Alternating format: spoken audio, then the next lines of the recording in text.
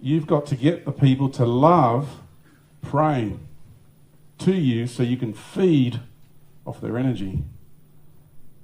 That's what gods do. That's how they become gods. They feed off you. It's a feeding mechanism. Prayer, ritual, it's all feeding. People are projecting their energy to that God. It's not an equal, loving relationship with that entity. There's going to be rewards in it for you, but it's not what you think it is. It all depends on how much you understand, how deeply you understand the concept of what an entity is trying to achieve when it presents itself to a planetary population or a cosmic reality.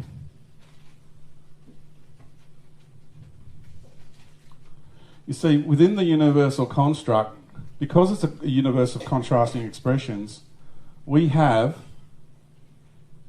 an entity that has to come in from the universe, not be of this universe, but claim to be this universe.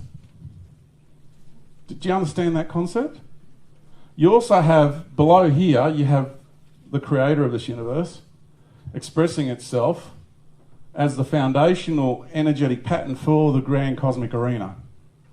So this is a reflection of that. It's contrasting. So this is the lower aspect, if you want to look at it hierarchically speaking, of the creator expressing itself here, which facilitates the grand cosmic arena and all the fun and games that go along in this fun park. Now within this arena you have an entity that started to create its own version of light. It has to be this way. It's the way the universe works. And this then provides all the programs of challenge for all the beings that enter into it. It's genius. So ultimately, this entity that's the creator of this is actually working for that, even though its own ego construct will never admit to that. You get it? It's genius.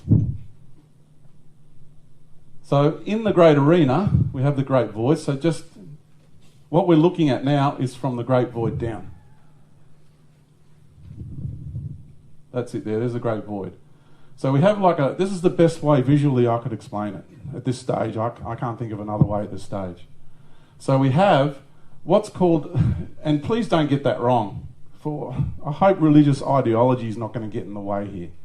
This is also known as the Great Dragon. It has to do with an expression of the universal creator that can hold love and knowledge in balance. That's why you have the rainbow serpent. That's why you have the feathered serpent.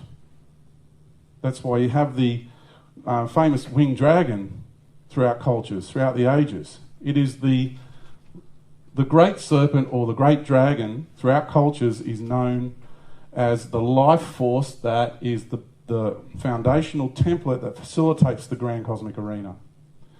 This is beyond religious ideology, okay?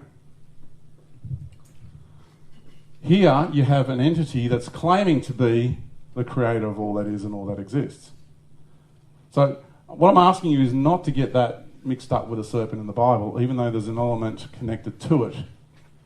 There's a thread of truth in it, okay? But I don't want you to have that as a dominating factor so it doesn't taint what I'm trying to explain here to you. So you've got the negative charge in the arena and the positive charge in the arena. That charge of energy was the one that could facilitate this.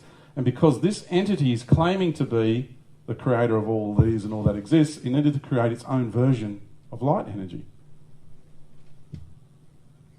And so within its own synthetic construct, it's created the God of religion versus the serpent of religion, Satan.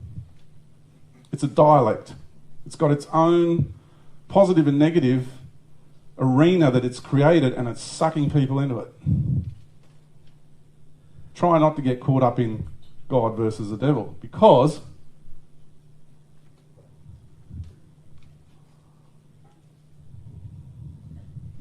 see, this is the problem. Too many people are caught up in this. They can't see past that arena. They're caught... You know when you get dragged into an argument between two friends? Sometimes you get caught up in it. And you can't see beyond the argument. And you're left bouncing from one to the other. It's the same kind of thing.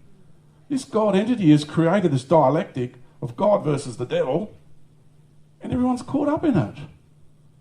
It's an arena that's been created.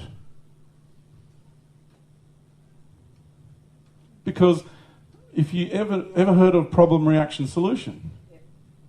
Okay, so it needs to create the problem because it wants to provide you with a solution. So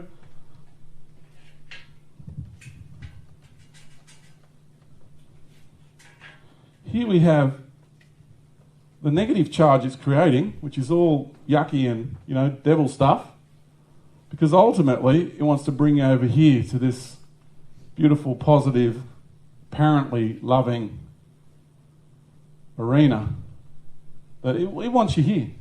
So it'll create the positive charge here, but it has to have the negative here. It imposes this on you, which then forces you to look over here. It's hurting you. It's funneling you in that direction. That's what that dialectic is designed to do.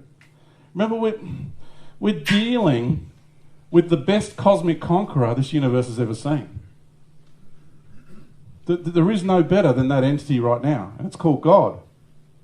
God is the problem. God is not the creator. God is the problem, it's the virus. Because those three letters, G-O-D, were given to us by the priestly caste. And they're telling you that those three letters are attributed to the creator.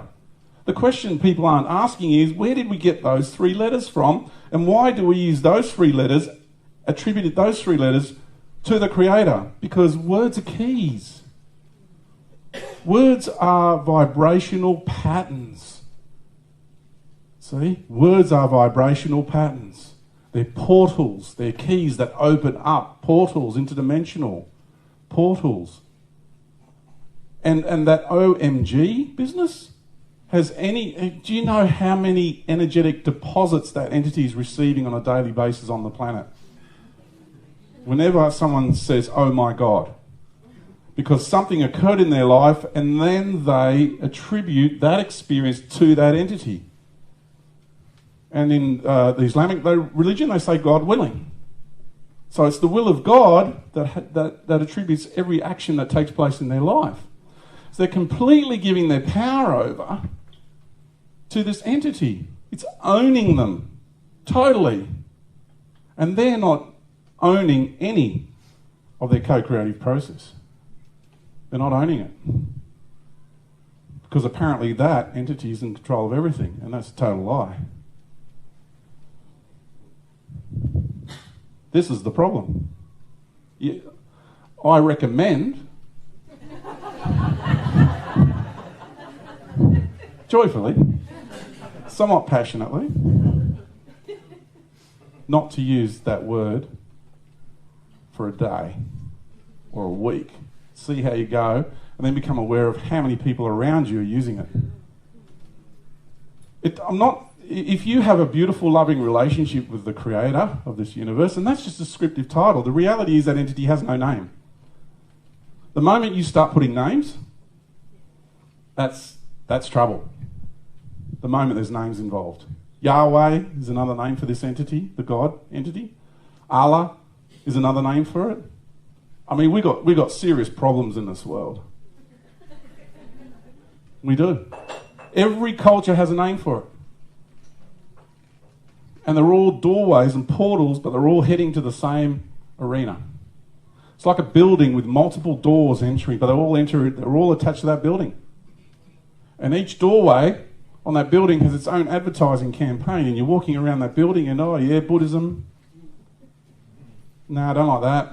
Christianity. No, I don't like that. Islam. No, I don't like that. But eventually you come across one. Freemasonry. Oh, I like that. There's no difference between any of them. Because spirit fire in Freemasonry is Kundalini in the New Age movement and the Eastern religions. It's the Holy Ghost in Christianity. Same program, over and over and over again. Marketed differently to suit different mindsets, different periods of time. So this distortion has really made its way in to this process, even into your internal arena.